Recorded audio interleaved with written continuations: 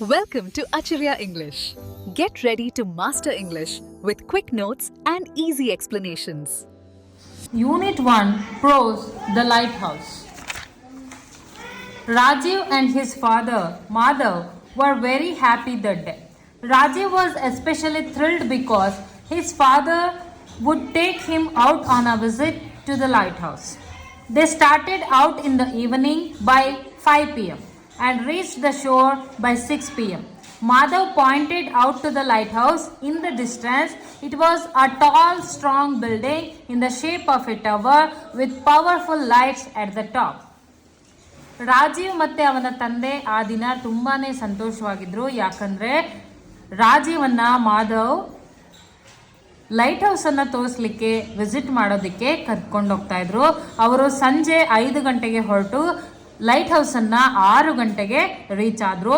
Madhav ದೂರದಲ್ಲಿದ್ದಂತಹ light ಹೌಸನ್ನು ತೋರಿಸ್ತಾ, ಇದೇ light house, ಇದು ಒಂದು ಉದ್ದವಾಗಿರುವಂತಹ ಟವರ್ ಶೇಪಲ್ಲಿ ಇರುತ್ತೆ, ಮೇಲ್ಗಡೆ ಪವರ್ಫುಲ್ ಲೈಟ್ಸ್ ಇರುತ್ತೆ ಅಂತ ಹೇಳಿ ಲೈಟ್ ಹೌಸ್ ಬಗ್ಗೆ ರಾಜೀವ್ಗೆ ಇಂಟ್ರೊಡ್ಯೂಸ್ ಮಾಡಿಕೊಟ್ರು. Rajiv asked his father, Papa, what is the use of these lighthouses? Madhav said they help the sailors to know where the land is and what place they are near. Sometimes they are on the seashore and sometimes in the sea. They are in places which are dangerous to ships and they help to warn and guide the sailors. Rajiv ಕೇಳ್ತಾನೆ, ಇವುಗಳ ಬಳಕೆ ಹೇಗೆ, ಇವುಗಳಿಂದ ಏನು ಉಪಯೋಗ ಅಂತ ಕೇಳ್ತಾನೆ.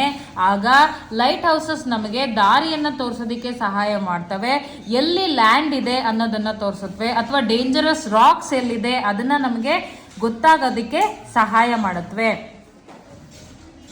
Rajiv was curious. He said, but how do they work? Madhav replied, modern lighthouses use powerful electric lights.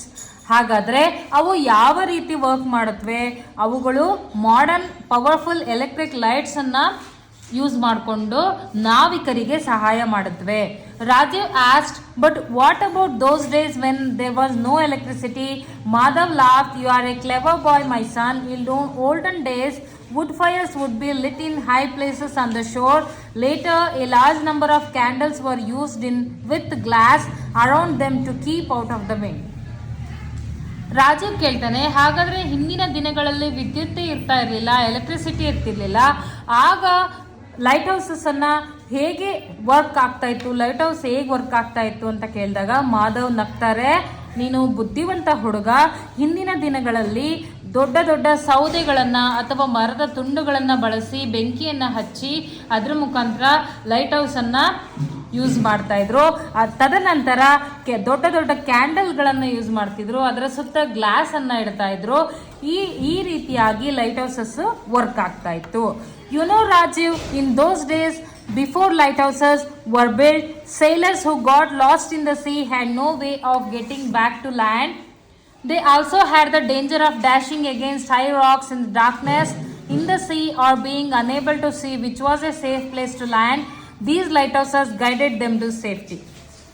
ಹಿಂದಿನ ದಿನಗಳಲ್ಲಿ ಲೈಟ್ ಹೌಸಸ್ ಇಲ್ಲದಂತಹ ದಿನಗಳಲ್ಲಿ ನಾವಿಕರು ದೊಡ್ಡ ದೊಡ್ಡ ಬಂಡೆಗಳಿಗೆ ಡಿಕ್ಕಿ ಇಟ್ಟು ಅನಾಹುತಗಳನ್ನು ಎದುರಿಸ್ತಾ ಇದ್ರು. ಅವರಿಗೆ ಯಾವ ಕಡೆ ಲ್ಯಾಂಡ್ ಇದೆ ಅನ್ನೋದು ತಿಳಿತಾ ಇರಲಿಲ್ಲ. ಈ ರೀತಿಯಾಗಿ ಲೈಟ್ ಹೌಸಸ್ ಅವರಿಗೆ ಸೇಫ್ಟಿಯನ್ನು ಗೈಡ್ ಮಾಡುತ್ತವೆ. Rajiv asked, Papa, when was the first lighthouse built? I don't know, my son, Madhav replied, but I believe that in the olden days many fishermen were lost in the sea and were unable to return home. Rajeev ಕೇಳ್ತಾನೆ, ಮೊಟ್ಟ ಮೊದಲ light house ಯಾವಾಗ ಸ್ಥಾಪನೆ ಆಯಿತು? ಮಾಧವ್ ಹೇಳ್ತಾರೆ, ಅದರ ಬಗ್ಗೆ ನನಗೆ ಸರಿಯಾಗಿ ತಿಳಿದಿಲ್ಲ. ನನಗೆ ತಿಳಿದಂತೆ, ನಾನು ನಂಬಿದಂತೆ ಒಂದಷ್ಟು ಫಿಶರ್ಮೆನ್ ಅಂದರೆ ಮೀನುಗಾರರು ಸಮುದ್ರಕ್ಕೆ ಮೀನು ಹಿಡಿಯಲು ಹೋದಾಗ ಅವರು ವಾಪಸ್ ಬರೋದಕ್ಕೆ ಗೊತ್ತಾಗದೆ ಅಲ್ಲಿಯೇ ಕಳೆದು ಹೋಗ್ತಾ ಇದ್ರು. The people on the land were worried and yet helpless to guide them. Then a group of clever young men hit upon this idea.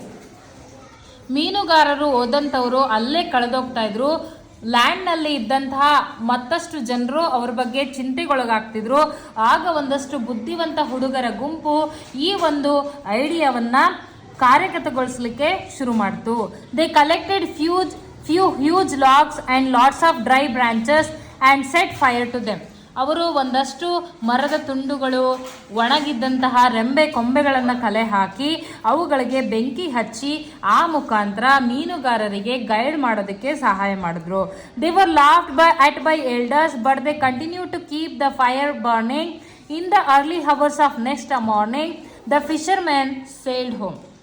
ಅವರನ್ನ ನೋಡಿ ದೊಡ್ಡವರೆಲ್ಲ ನಗೋದಕ್ಕೆ ಶುರು ಮಾಡಿದ್ರು, ಈ ಮಕ್ಕಳು ಏನು ಮಾಡ್ತಾ ಇದ್ದಾರೆ ಅಂತ.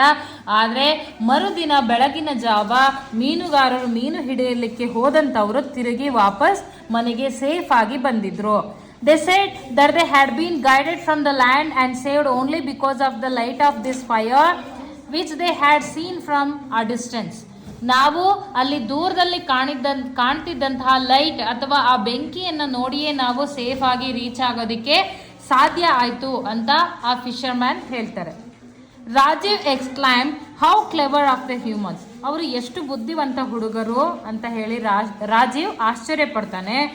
Madhav said yes now shall we go home after you have your favourite ice cream. Madhav ಹೇಳ್ತಾರೆ, ಹಾಗಾದ್ರೆ ನಿನ್ನ ಫೇವ್ರೆಟ್ ಐಸ್ ಕ್ರೀಮ್ ಅನ್ನ ನೀನು ತಿಂದ ನಂತರ ನಾವು ಮನೆಗೆ ಹೋಗೋಣ. Rajeev said oh yes papa thank you. ಹೌದು ಪಪ್ಪ, ಐಸ್ ಕ್ರೀಮ್ ಅನ್ನ ತಿಂದ ತಕ್ಷಣ ಮನೆಗೆ ಹೋಗೋಣ, ನಿಮಗೆ ತುಂಬಾನೇ ಥ್ಯಾಂಕ್ಸ್ ಅಂತ ರಾಜೀವ್ ಹೇಳ್ತಾನೆ. Thanks for watching.